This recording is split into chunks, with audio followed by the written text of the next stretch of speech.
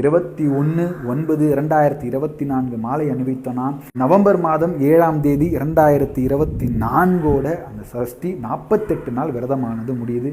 ரொம்ப சிம்பிளாக காலையில் மாலையில் இருவேளை குளிக்கிறதும் மாமிசங்கள் தவிர்க்கிறதும் இன்னும் சில விஷயங்களில் சுத்தமாக இருக்கிறது மட்டும் இருந்தால் போதும். நேரம் இருக்குன்றவங்க பாம்பன் சுவாமிகள் ஏற்றிய சண்முக கவசத்தை 1 முறையோ 6 முறையோ 36 முறையோ பாராயணம் பண்ணலாம்.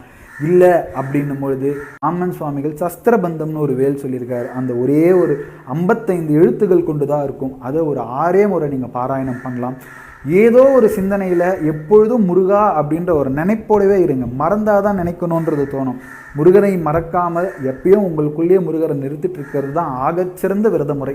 அப்படி இருக்க இந்த 48 நாள் விரதமானது இருந்து வாழ்க்கைக்கு தேவையான அத்தனை பலனும் உங்கள் எல்லாருக்கும் கிடைக்கணுன்றதுக்கான ஒரு இன்ஃபர்மேஷனாக தான் இந்த வீடியோ. இந்த 48 ஒரு மண்டலம் அப்படின்றது 27 நட்சத்திரம் 12